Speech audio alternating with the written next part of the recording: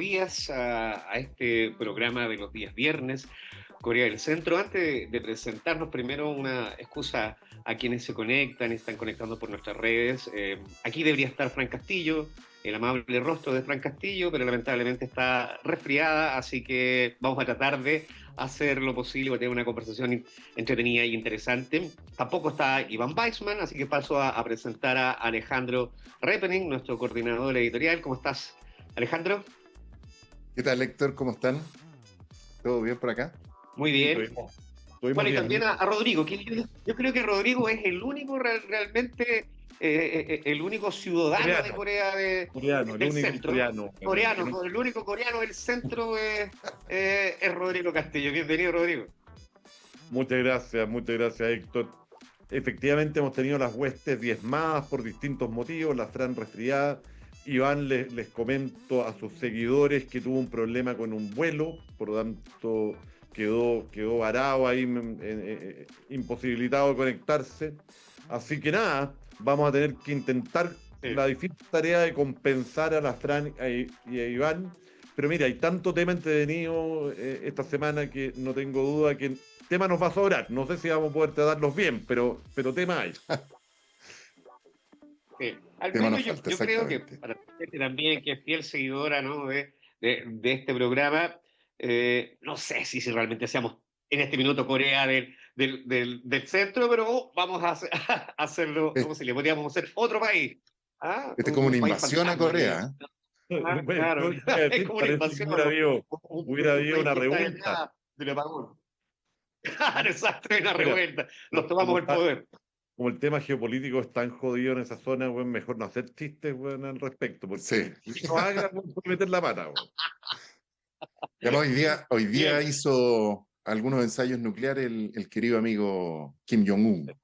Sí, sí. Para mostrar que no todo pasa en Roma, ¿ah? No todo pasa en Que no el todo es el Vaticano. Papa.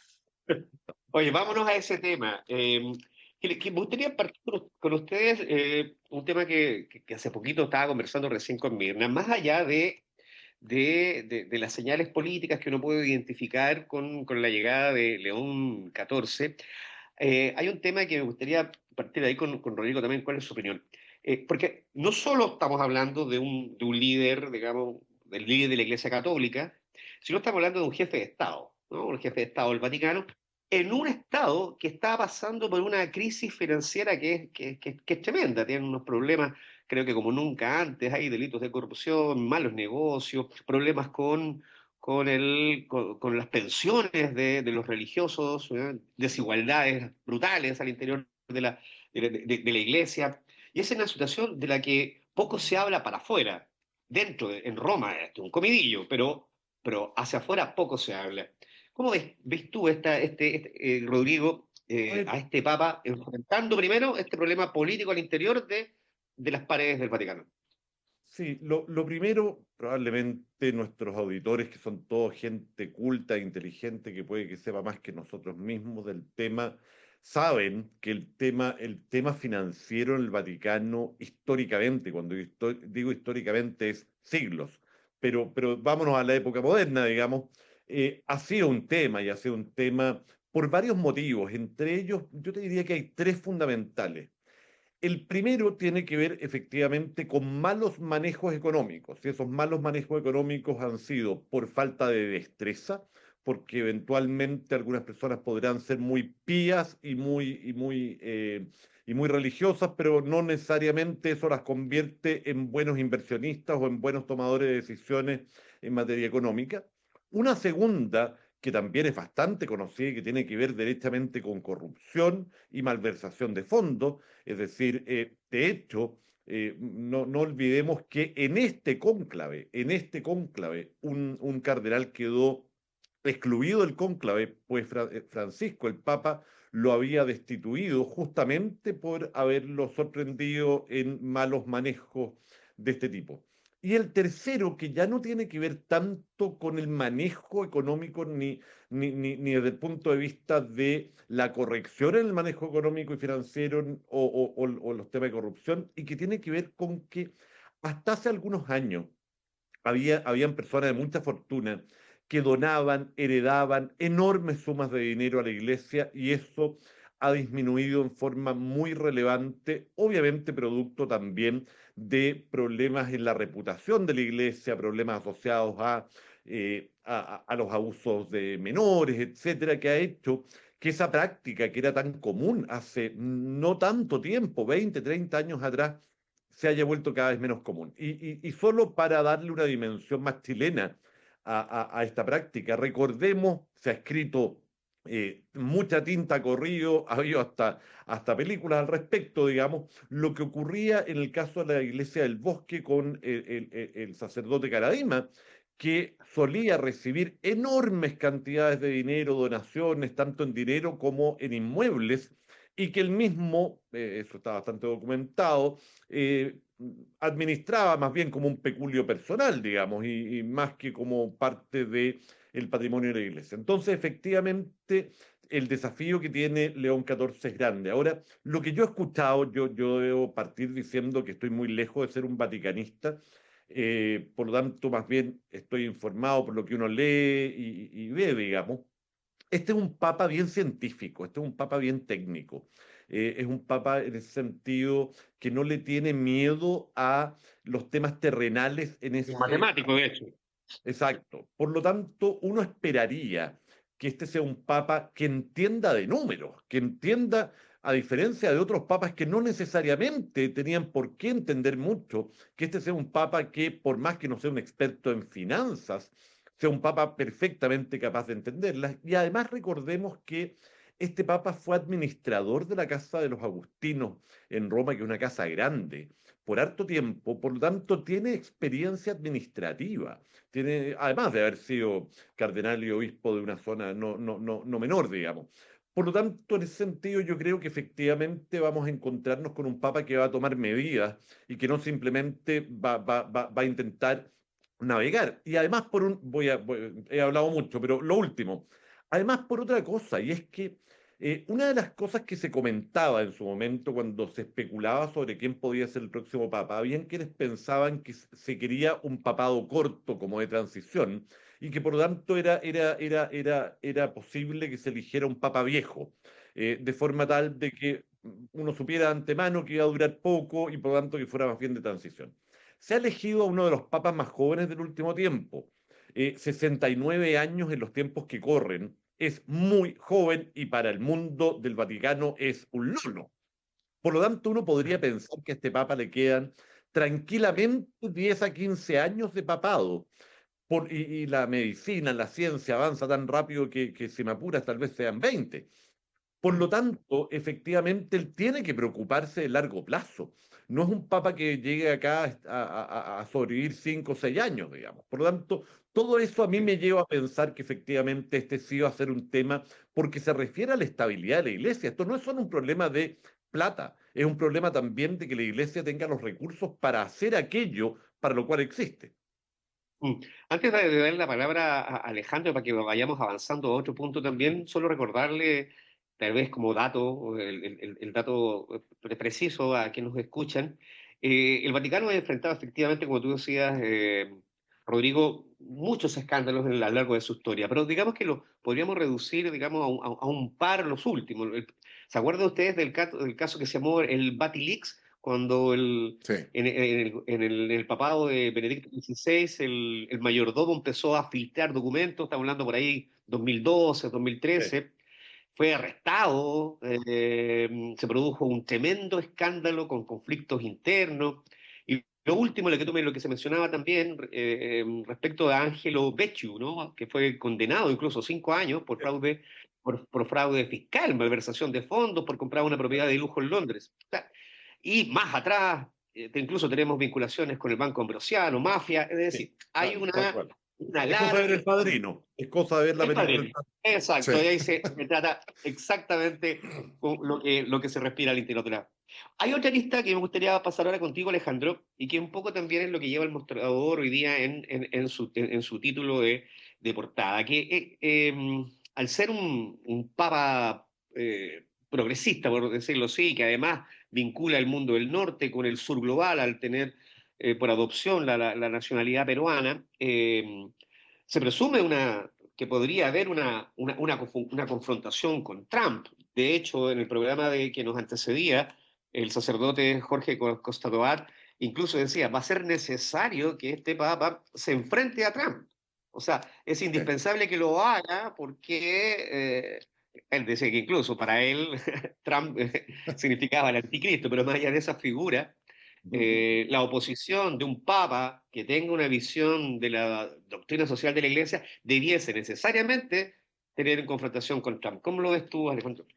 Si algo le mencionaste tú a la misma, en el programa nosotros en la búsqueda de un ángulo un poco diferente, de mirar la situación de una manera un poco distinta, al consultar con algunos analistas internacionales sobre la situación geopolítica, en definitiva, en que queda el Vaticano, Gilberto Aranda nos dice, oye, ojo, la elección del nombre León no es solo por lo que ha dicho todo el mundo, rerum novarum, la cuestión social y todo el tema. El Papa León I fue el que se enfrentó en el siglo V a Atila, el rey de los hunos, donde piso no crece el pasto. Ese hombre. Entonces, ahí está el juego. Esas dos cosas son relevantes, nos dijo. Y nosotros, ping, fíjate tú, ¿eh? Es que yo no lo Porque había los nombres, considerado. yo no sabía, o sea, no sabía de la existencia, ¿para qué me voy a hacer el experto vaticanista? Pero no sabía de la existencia de León I, o si me lo enseñaron en el colegio, no, ya no me acordaba. Pero interesante porque cuando uno ve las figuras, los nombres de los papas siempre tienen un significado, eso lo supimos con Francisco, lo supimos con Benedicto, con Juan Pablo II, ahora toma más fuerza, ¿no es cierto? Ayer inmediatamente se hizo la relación con León XIII y la encíclica social, la cuestión social que vuelve por encima y probablemente en esta etapa con un enfoque en temas migratorios. Es curioso, él es de familia migrante, su mamá española, su padre francés, se instalan en Estados Unidos como migrante, probablemente otro tipo de migrante de los problemas que tenemos hoy día respecto de la migración, pero y después adopta la nacionalidad peruana, él es norteamericano peruano, ¿no es cierto? Lo hemos dicho acá. Entonces hay un juego ahí muy interesante que tiene que ver con el nombre y la cuestión social. La cuestión social hoy día es la migración, no solo en Chile, muchas veces nos miramos el ombligo, ¿no es cierto?, los chilenos y pensamos que somos víctimas de un problema como la migración, pero el problema de la migración es un problema que lleva, no sé, 30 años eh, o más probablemente, pero así como en forma complicando las relaciones en el mundo. O sea, Europa enfrenta estos problemas migratorios hace muchos años. Las comunidades turcas, por ejemplo, en Alemania. Para quienes siguen el fútbol, por ejemplo, Mesut Özil, jugador alemán, es de origen turco. Que dirá también de origen turco, jugadores que ya no juegan. O sea, imagínense hace cuánto tiempo los alemanes enfrentaron estas situaciones de migración. Y nosotros, hoy día, enfrentamos situaciones de migración y probablemente este Papa, ese sea el gran tema y ese sea el antagonismo que va a tener ahí con Donald Trump. Tú lo decías, Héctor, este es un Papa bastante conservador, parece, pero en algunas cosas bastante progresista, y sobre todo lo que tiene que ver con migración. Ya había algunas, él ha retuiteó cuando era cardenal algunas publicaciones de gente hablando en contra de J.D. Vance y su postura sobre el catolicismo actual. Un católico converso, le dicen a Vance, porque también hay un detalle. Donald Trump en esta campaña, al igual que J.D. Vance, reflotaron una religiosidad que es interesante. Cuando Donald Trump era candidato, le preguntaban por su pasaje favorito de la Biblia, porque él decía Dios, qué sé yo. Acuérdense que los presbiterianos en Estados Unidos son una comunidad muy importante y muy grande, y le preguntaban por su pasaje favorito y él decía, no, todos, porque todo el libro es así como habla él, ¿no es cierto? It's a wonderful book, a wonderful, beautiful book. Entonces, hay ahí también entonces en esta arremetida sobre la religión que tiene Donald Trump, aquí le aparece un personaje que está por verse, ¿no es cierto? ¿Cómo va a ser esa relación, sobre todo, que además también León XIV ha sido muy crítico de la situación en Salvador, de cómo se llevan a la gente o cómo se han llevado a gente al Salvador para meterla presa sin juicio, sin contacto con abogados, sin derecho a nada prácticamente. Así es, mira. Sí, Dale, dale, dale. No, no, dale, Héctor. dale. No, no, solamente acotar que yo creo que junto con el tema migratorio, si es que las lecturas que se hacen hoy día, todavía no conocemos bien cuáles van a ser las directrices, las primeras directrices de León XIV, pero sí hemos de suponer que se trata de una suerte de, no sé si de continuismo, pero sí recogiendo el legado de Francisco. El otro tema que lo va a enfrentar a Estados Unidos es que la Iglesia Católica, lo dijimos en el programa recién también, hoy día se para en una situación climática en donde observa lo que ellos califican digamos, como una especie de colapso. Hoy día la Iglesia identifica el problema digamos, el tema climático y el tema medioambiental como un colapso que está viviendo el planeta. Y desde ahí saca, digamos, sus nuevas encíclicas. Entonces, eso frente a una administración que no solo es negacionista, sino que va precisamente en contra de toda la evidencia científica, de la cual el mismo Vaticano hoy día se para, reconoce, y en Estados Unidos la situación es totalmente al revés, entonces podríamos decir que al menos tienen ese par de conflictos que son bastante claros entre el jefe del Estado del Vaticano y el presidente de Estados Unidos. Rodrigo. Yo iba a hacer dos comentarios. Uno tiene que ver con esto de la elección del nombre. Yo creo que todos aquellos que hayamos visto la película Cónclave, y solo como un paréntesis, qué increíble el buen timing que puede haber tenido una película, digamos, porque obviamente esta película se crea en la mente de alguien, se empieza a producir muchísimo antes de que incluso estuviera enfermo el Papa Francisco. O sea, no, claramente lo que ocurre es una fortuna desde el punto de vista del timing que probablemente pocas veces ocurre. Dicho esto, hay una escena en la película, voy a no decir mucho para no hacer spoiler para que los que no la hayan visto, pero hay un diálogo entre dos cardenales en que uno de ellos le plantea a otro que no tenía ese otro muchas aspiraciones al papado. Entonces le dice, oye, pero si todos los cardenales hemos pensado en cuál sería nuestro nombre de papas, no me jodas con que tú nunca lo has pensado. Entonces le dice, no, yo realmente nunca lo he pensado. Y después se vuelve a producir un diálogo entre ambos y este que había dicho que nunca lo había pensado y que era efectivamente un cardenal norteamericano, con el que estaba dialogando, lo mire y le dice John, ese sería mi nombre. Eso lo comento solo para decir que, de nuevo, hablando sin saber, sin ser ningún vaticanista ni nada, es muy probable que cada uno de los cardenales que haya tenido algún tipo de alternativa, oportunidad entre los favoritos, haya pensado mucho en su nombre. Probablemente en el silencio de su claustro, de su habitación, pero no es algo casual. Y alguien como este nuevo Papa León XIV, con su formación científica, un hombre culto, es muy probable que le haya dado aún más vueltas a la elección de nombre. De ahí el que todo lo que uno puede intentar decodificar desde el punto de vista histórico con el mensaje que se entrega escogiendo nombre es así de relevante y debo reconocer que yo no conocía la historia de León I, pero yo les aseguro que cada vez que un papa escoge un nombre, no solo piensa en el último papa que tuvo ese nombre, sino en el primero de ellos que lo haya tenido. Por lo tanto, claramente vamos a tener que revisar a León I para entender parte de la simbología. Lo segundo tiene que ver con el hecho, y que tal vez por sabido lo hemos mencionado poco, en este programa se ha mencionado mucho, es que el Papa, por más que haya hecho buena parte de su carrera en Latinoamérica y especialmente en Perú, es norteamericano y es un norteamericano de Chicago. Es decir, estamos hablando de un norteamericano de una ciudad grande, de una ciudad, por lo tanto, que es relativo, voy a decirlo así, en Estados Unidos las ciudades grandes no votan Trump. Es otra el espíritu, la cultura, etcétera. Y por lo tanto, yo imaginaría que el nuevo Papa, en primer lugar, tiene una preocupación natural por lo que ocurre en su país y, y que una personalidad como la de Donald Trump necesariamente debe ser muy repelente para cualquier norteamericano de buen corazón, por así decirlo. Incluso aunque haya votado por él, por descarte. Lo segundo es que aunque él no quiera enfrentarse a Trump, aunque él no quiera enfrentarse directamente a Trump, cada cosa que diga va a ser leída en esa clave.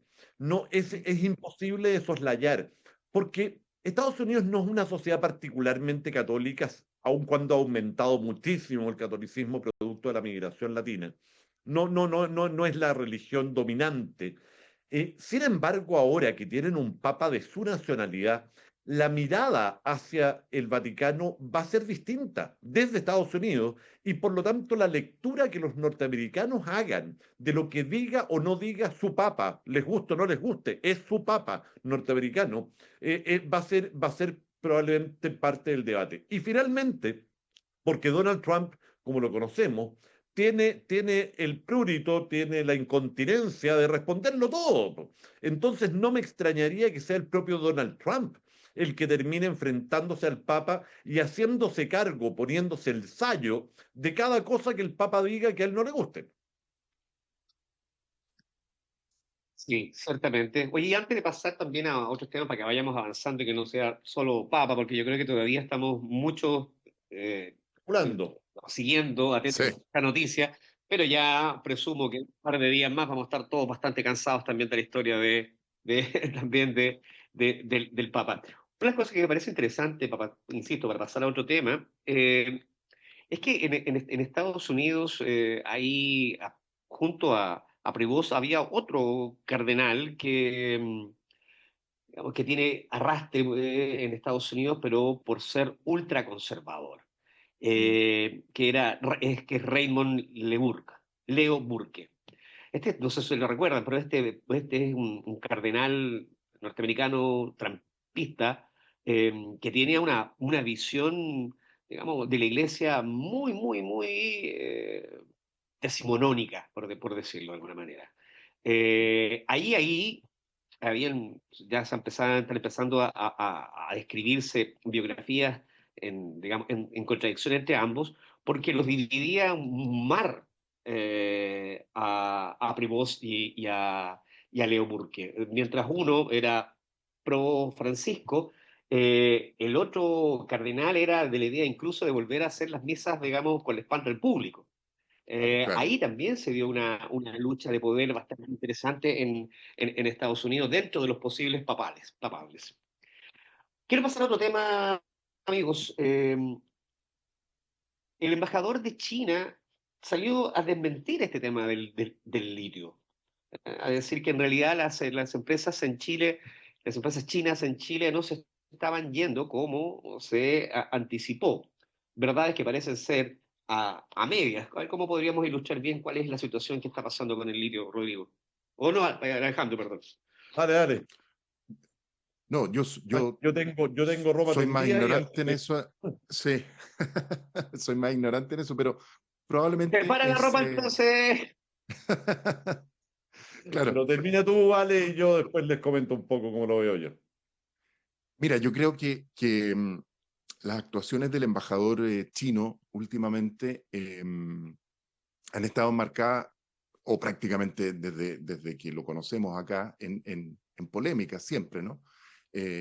La anterior fue este intercambio epistolar que tuvo con Karin Ebensberger en el Mercurio a raíz de una columna de ella por los aranceles y también el rol de China, porque digamos las cosas como son, no creo que mucha gente o nadie esté de acuerdo con los aranceles de Estados Unidos, pero también lo cierto es que no se compite con las mismas armas con China y eso es, creo yo, evidente, es decir, no existen leyes sociales, que el resto de los países sí tenemos leyes sociales, hay muchas cosas que no se cumplen en China, hay dumping no reconocido, lo vimos con el acero, ¿no? A China le sobró acero y empezó a repartir acero por el mundo y eso afectó, tuvimos el cierre de CAP, ¿no es cierto? En Huachipato, de Huachipato, perdón, de la CAP, producto de la entrada de un acero muy barato que a los chinos les sobraba.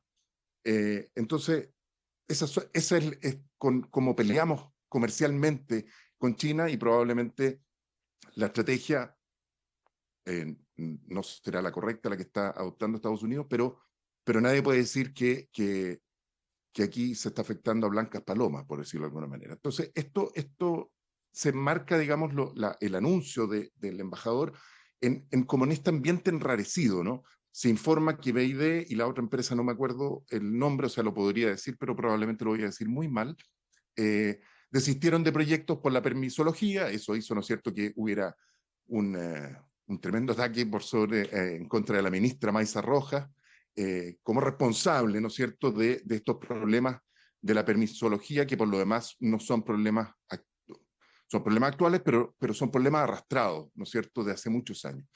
Por lo tanto, sale el embajador y dice, no, eso no es efectivo. No tengo el detalle de lo que señaló exactamente el embajador, pero llama la atención que hasta el propio gobierno dice, sí, mire, estos proyectos, pero vamos a seguir conversando, es parte de lo que pasa, de que las empresas ponen, después sacan, de los aciertos y errores, de los éxitos y fracasos, etcétera, etcétera, pero el embajador chino dice, no, eso no es así. Entonces queda como rara la situación, ¿no? Sí, a ver, Muy bien. déjame partir por dos lados. El primero es, como suelo hacerlo, mi propia declaración de conflicto de interés.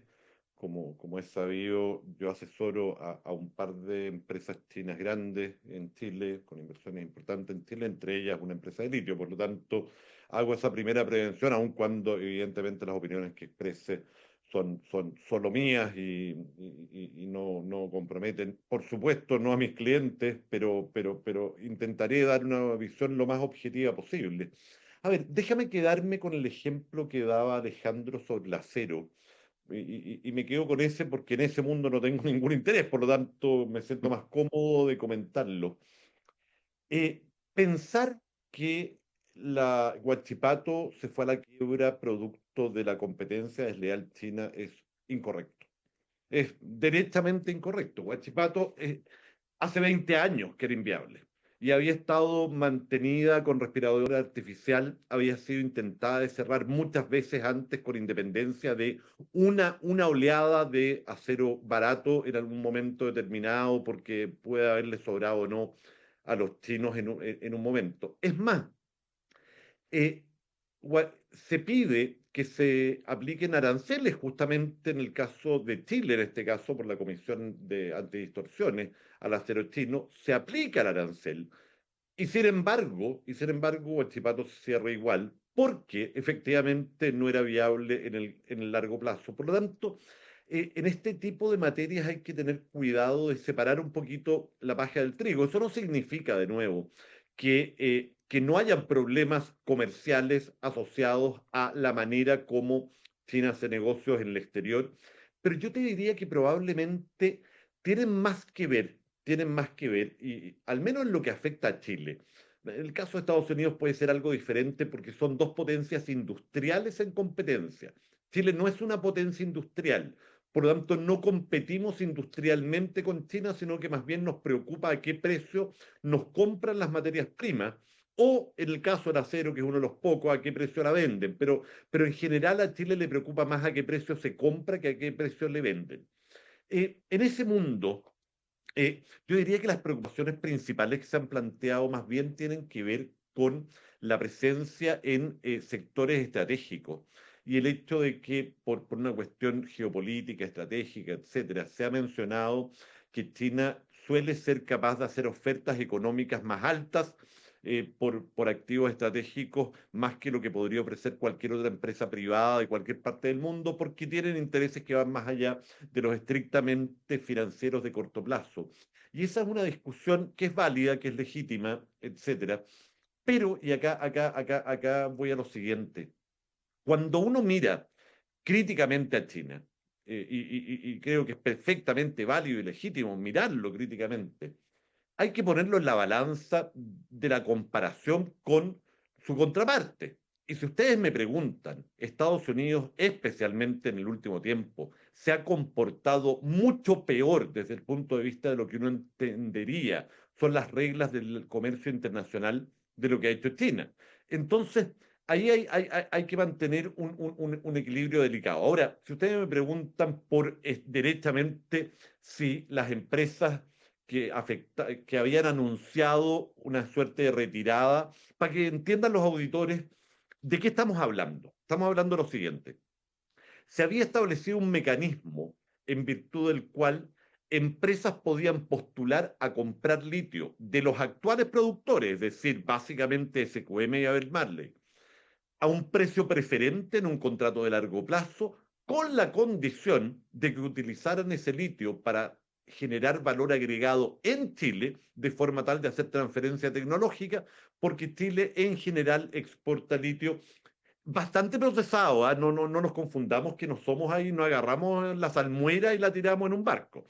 En Chile se hace bastante tratamiento del litio y se vende bastante procesado, pero no a nivel de cátodo, que es justo el punto tecnológico anterior a ya la batería de litio. Y la idea era que estas empresas pudieran agregar valor en Chile de forma tal de hacer transferencia tecnológica, etcétera. Ese es el mundo, no estamos hablando de empresas que estuvieran postulando a explotar litio, sino más bien a manufacturar litio comprado en precios preferentes. Pero para eso se requería efectivamente el poder construir una serie de operaciones, industrias, faenas, etcétera, que al parecer terminaron siendo mucho más dificultosas de lo que se esperaba. Y la verdad es que la única interpretación razonable que uno pudiera darle a las palabras del embajador es, mire, esto no es una decisión definitiva, esto fue una expresión de grave preocupación, pero no es algo que se haya definido a finit. Y probablemente tenga que ver con que la noticia del viaje del presidente Boric a China es reciente. Por lo tanto, es probable que el propio embajador y las autoridades, etcétera, hayan querido bajarle un poquito la intensidad a, a este conflicto, de forma tal de dejar espacio a una conversación de alto nivel en China que pudiera eventualmente resolver, ya sea técnicamente, ya sea políticamente, algunas de estas diferencias. Pero ahí estoy simplemente especulando. Ahora, yo el año pasado en una cumbre del semanal de Iván, que se trató el tema de litio, la gente de BID señaló que era difícil que pasara esto, ¿ah? Porque en verdad era muy costoso para BID, por ejemplo, esto es lo que señaló eh, la country manager, eh, era muy costoso. Y China estaba encontrando también algunos yacimientos de litio en su territorio. Eso también es cierto, eso se señaló el año pasado. O sea, a ver, China tiene mucho litio, ¿eh? Esto es uno de los grandes productores de litio desde hace mucho tiempo. Lo que ocurre es que la demanda por litio, la actual y la que se espera, es de tal magnitud que efectivamente es probable que tengamos que todos los países que son manufactureros tengan necesidad de contar con mucho litio. Lo segundo es que el litio es muy distinto explotar litio en mineral que explotar litio en salmuera. La explotación del litio en salmuera, que es la explotación fundamental en Chile, en el Salar de Atacama, tiene una serie de ventajas desde el punto de vista económico, desde el punto de vista de la facilidad, etcétera, que hace que casi sean mercados distintos. Por lo tanto, es un mundo, no quiero dar la lata porque es un mundo en el que estoy muy metido, pero es un mundo complejo en ese sentido. Oye, mira, yo solo para una cosa, Para cuando ponerlo yo en último puse el plano, ejemplo, es distinto. Vamos, dale, Alejandro. no, cuando puse el ejemplo de Huachipato, sí, probablemente estaba equivocado en las razones del cierre, ¿no es cierto? Incluso con el dumping y todo, o sea, con el arancel diferenciado y todo. Pero yo hace unos 4 años conversé con una persona de Gerdau ASA y la preocupación de ellos también era este acero a precio muy barato. Gerdau ASA es una exitosa eh, eh, empresa de acero, ¿no? Y ellos hacen acero reciclado, etcétera, etcétera. Y estaban preocupados por este tema precisamente por el ingreso a Chile de un acero muy barato en comparación a lo que ellos podían hacer y competitivamente Gerdau ASA es una gran empresa, por lo tanto, yo creo que ahí también a lo mejor el ejemplo de Huachipato fue malo, ¿eh? Pero solo Porque antes que cambiemos de tema, efectivamente tenía esos problemas que decías tú, Rodrigo. claro, déjame, antes que cambiemos de tema, volver a este Sí. punto, que es más general que China o no China, acero o no acero. porque esto tiene todo que ver con los aranceles de Trump. Sí, Los países no son competitivos por decreto.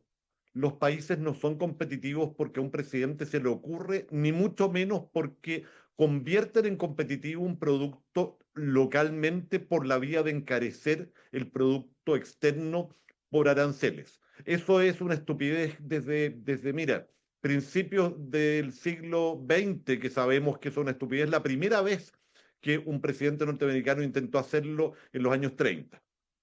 Por lo tanto, siempre hay que distinguir entre la posibilidad real de competir con productos extranjeros que son más baratos, y eso es parte de la regla del juego, y la idea de intentar evitarlo por la vía de los aranceles es una mala idea.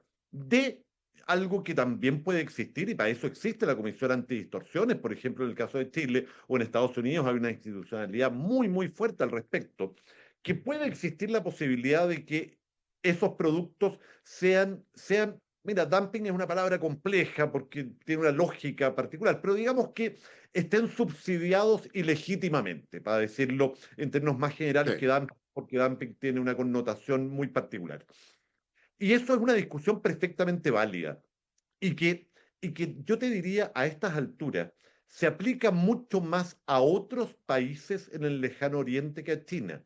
De hecho, los costos de mano de obra en China han venido subiendo mucho en el último tiempo, justamente de la mano del mayor desarrollo de China. Es decir, la cantidad de mano de obra barata que solía encontrarse en China cada vez es más escasa, motivo por el cual hoy día los propios chinos incluso están produciendo en Vietnam y en otros países en los cuales todavía no se han alcanzado esos niveles de desarrollo que naturalmente encarecen la mano de obra. Pero efectivamente en los tiempos que corren, en este tiempo de guerra comercial, derechamente, la posición que toman los países, en el caso de Chile, es bien relevante y la posición que vaya a tomar el presidente Boric en su viaje, qué diga y qué no diga, qué señales envíe, y cómo sean percibidas esas señales por Estados Unidos, yo creo que es de la mayor relevancia.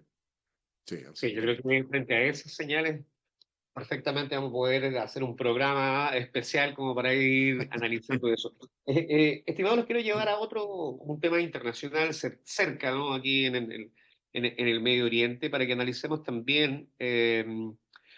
Quería plantear un tema respecto del conflicto entre, ya situándonos en el mundo, frente al conflicto de Pakistán y de India. Constantemente vemos que están muy presionados todas las relaciones multilaterales en diferentes ámbitos, pero da la impresión que en este conflicto, que no solo mantiene en vela a Asia, sino al mundo entero, después de la operación India, la operación Sindor, me llamó la atención que rápidamente salió Estados Unidos, la Unión Europea, Rusia y China al mismo tiempo a tratar de calmar los ánimos.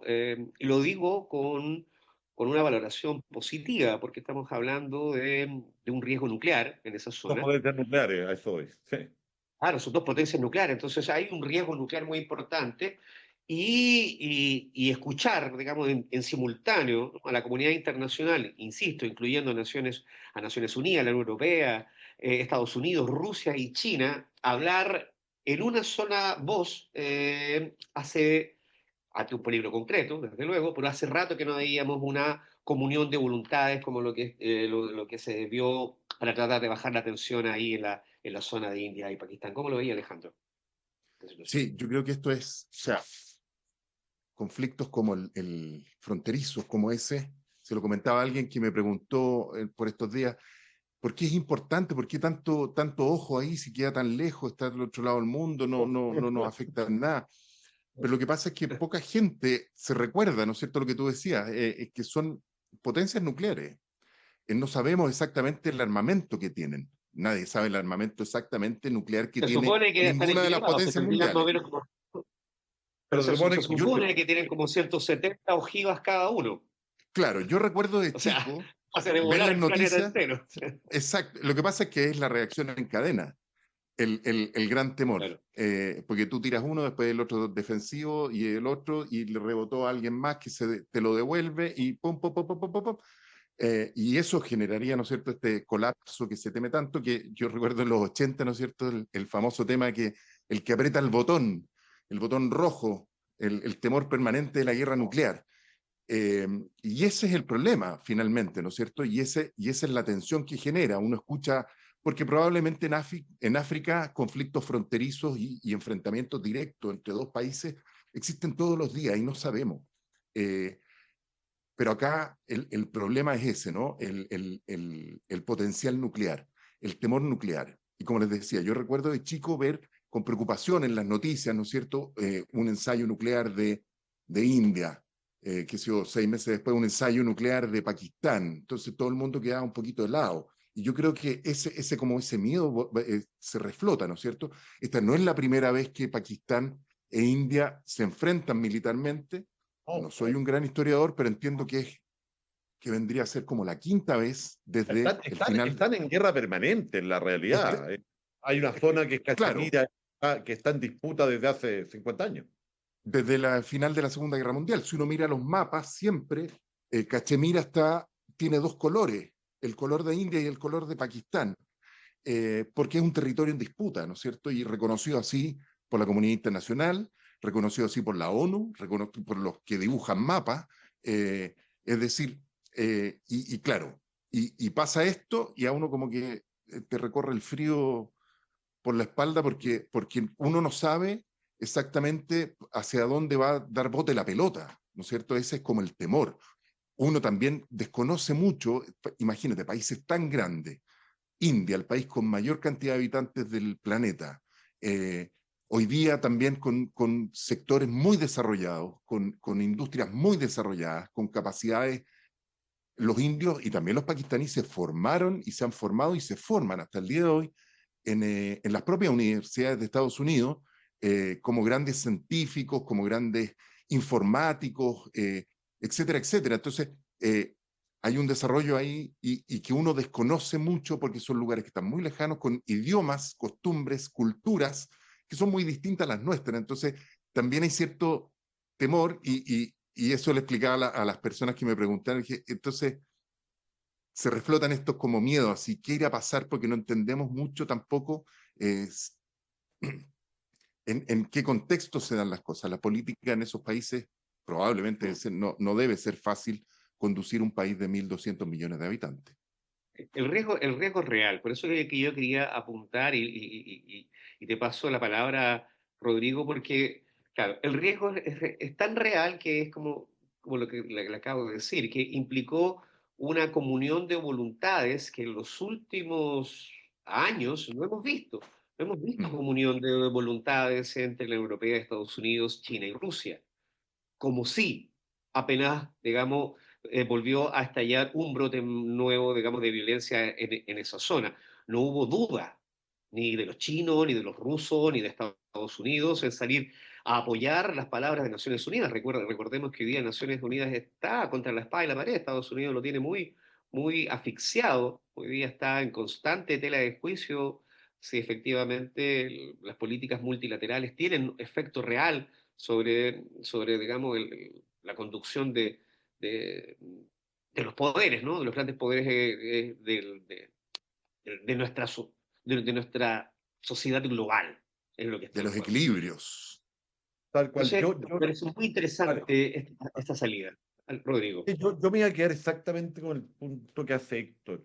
Yo creo que tal vez lo que mejor permite interpretar una situación respecto a la cual al menos yo me declaro bastante ignorante del detalle de la situación en particular ahora entre India y Pakistán, aun cuando, como les comento, he sabido que existe un conflicto histórico por esa zona. No sé qué habrá gatillado en este caso concreto este nivel de movilización. Pero la reacción de la comunidad internacional, incluyendo, como dice Héctor, a actores que llevaban mucho rato muy lejanos, eh, también relativo a la relación entre Rusia y Ucrania, por lo tanto, la relación entre Rusia y la Unión Europea está muy tensa, la relación entre Rusia y Estados Unidos es rara. En fin, nos daría un programa la relación entre Trump y Putin, pero todo esto dicho, A mí la idea que me da, primero me recuerda a la película esta, La suma de todos los miedos, que es una de estas películas de Sí, espías de la CIA también sobre riesgos nucleares, en que, en que lo que tú sientes de parte de, de las superpotencias que están en disputa, las otras, digamos, es que cuando dos actores que no son parte de la discusión habitual de las superpotencias, como India y Pakistán, empiezan a hacer estos gestos que son peligrosos, que dan miedo, el resto de las potencias para un segundo y dice, ya, dejémonos de tonteras, si nosotros entre nosotros podemos mostrarnos los dientes y conocemos el juego y sabemos que no vamos a hacer tonteras y que todo esto es un poco para la galería y para mostrar fuerza, pero cuando lo hacen estos dos señores, que, y acá está el punto relevante, tienen motivos religiosos y cuando entran los motivos religiosos, la racionalidad se pierde mucho.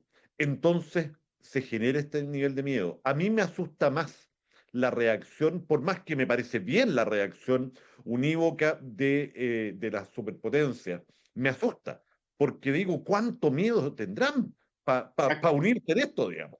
¿Cuán creíble es la amenaza para que todos, digamos, Exactamente, salgan inmediatamente? exactamente. Exacto.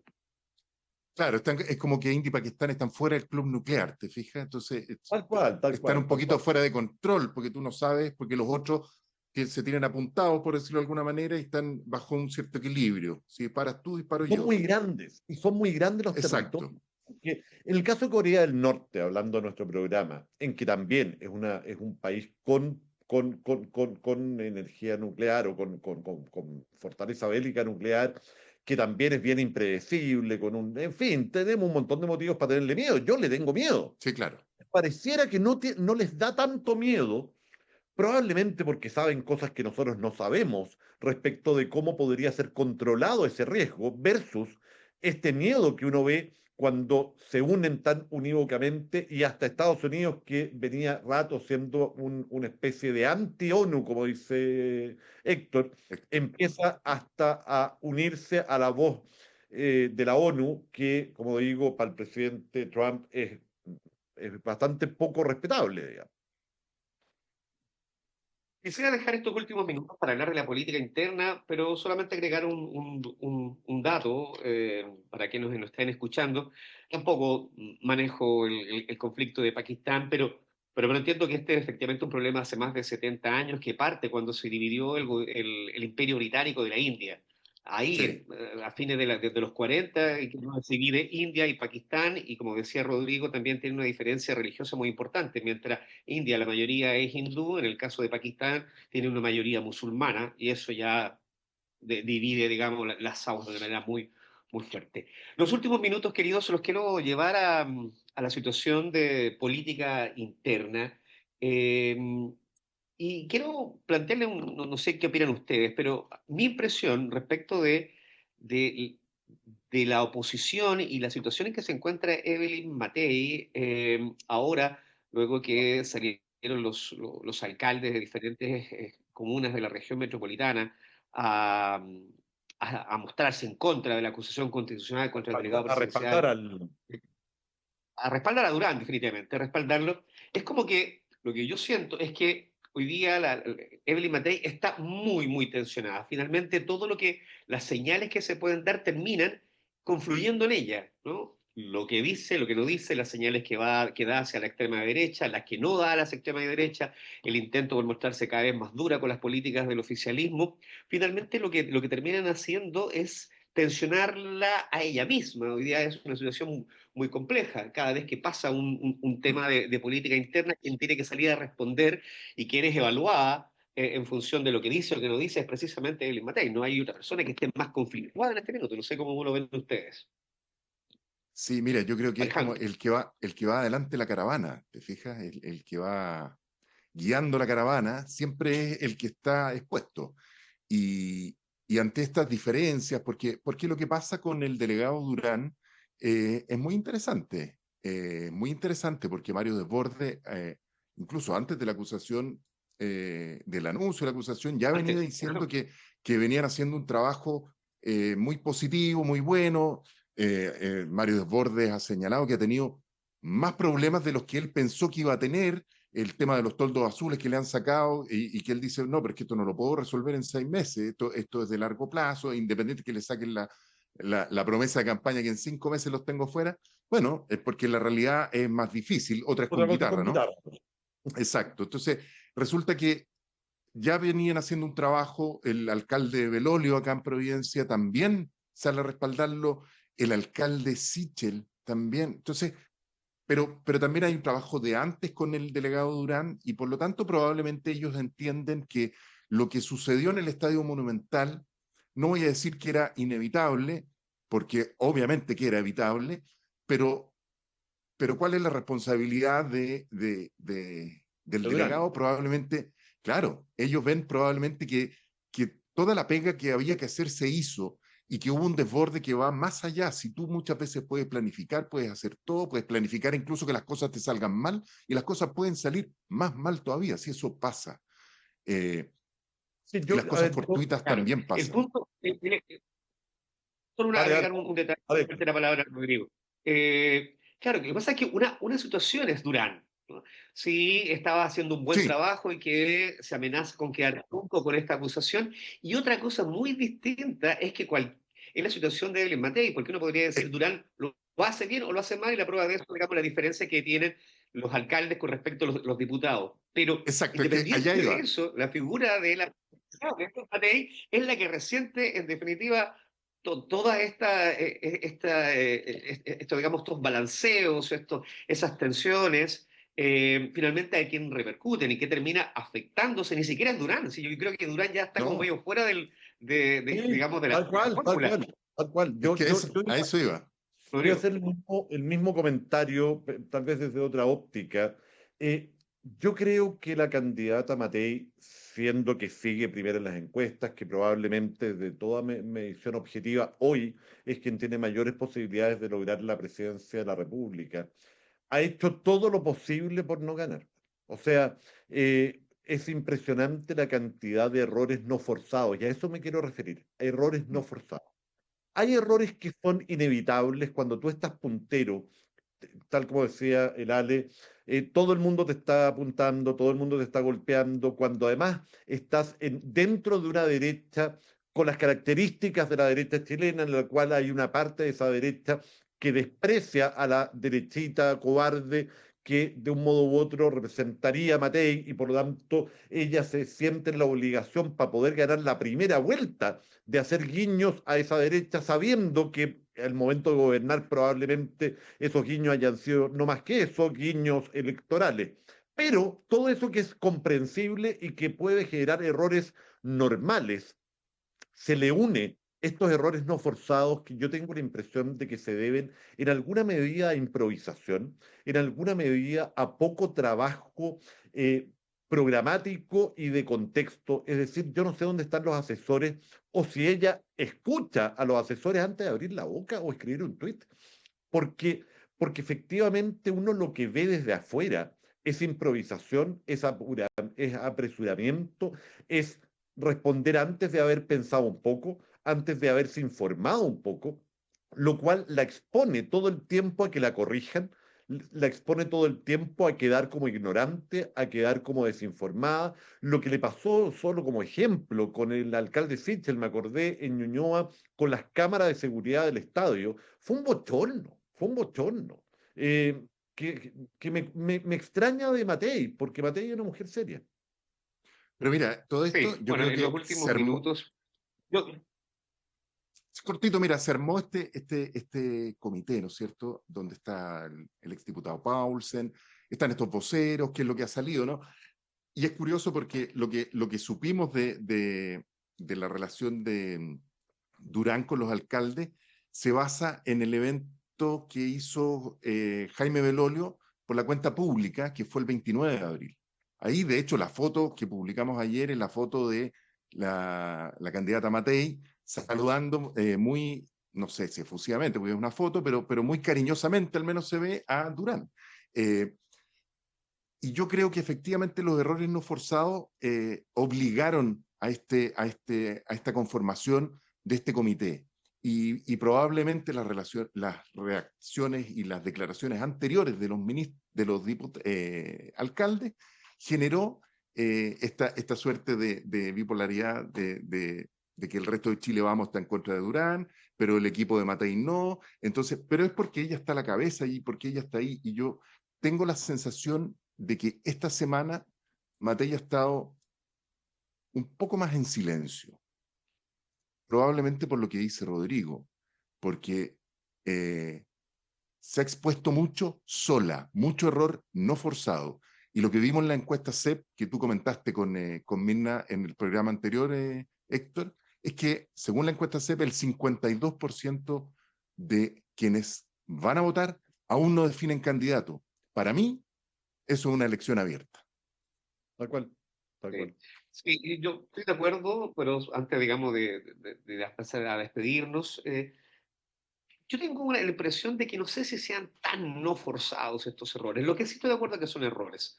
Ahora, no sé si tan no forzados, porque la verdad que yo siento que la tensión, la principal tensión de Evelyn Matei, es que ella está constantemente tensionada para evitar que se le sigan escapando los votos y los puestos desde la extrema derecha y tratar, digamos, de capturar el centro. Entonces, por una parte tiene que pegarle, tiene que ser más dura que los duros, lo que la lleva a cometer errores, pero no sé si no sean no forzados, porque la verdad que creo que está forzada. Ella está en constante tensión para evitar, digamos, que se le sigan o que, digamos, que las huestes más duras de la derecha vean en ella también una persona con liderazgo enérgico, ¿ah? ¿Sí? Y no la derechita cobarde. Y por otro lado, tratar de ser mesurada. Y ahí es donde viene el problema, porque son dos Matei, son dos personas. Entonces, está intentando confluir dos personas en una y no sabemos quién es Matei. No sabemos si es la que cree que efectivamente las muertes eran inevitables o la Matei de los tiempos de Piñera, ¿no? de la ministra. No sabemos quién es Matei hoy día. Y parece que esa confusión, a mi entender, es la que hoy día la tiene bastante, bastante complicada y la va a seguir, yo creo, si sigue en esta tensión permanente, probablemente que siga cometiendo errores. Muchachos, hemos llegado hasta el final. Son las 10. Oye, solo una cosa. Este fin de semana en la Junta Nacional de la ADC, clave. Es muy clave porque se podría ratificar a Undurraga como candidato presidencial, pero también está el tema de las listas parlamentarias. Y está eso en juego. ¿Qué es lo que busca? Muy interesante. La ADC está en riesgo de extinguirse. Esa es la realidad, por lo tanto, diría que a esta altura. Y lo digo con pena. Yo fui democratiano y le tengo cariño a la ADC, pero la realidad es que es un partido que está en grave peligro de extinción. Entonces yo los invito a poner ojo. Perfecto, quedémonos con eso, quedémonos atentos a eso. Tengo que ser tajante, muchachos, son las 10:02 de la mañana. Quiero agradecer a Alejandro Repen, a Rodrigo Castillo. Espero que habíamos hecho por lo menos nos entretuvimos entre nosotros. Creo que la gente también le ha interesante. ¿Sí? Bueno, que tengan muy buena tarde y nos vemos en un próximo Corea del Centro. Chao, chao. Chao, chao.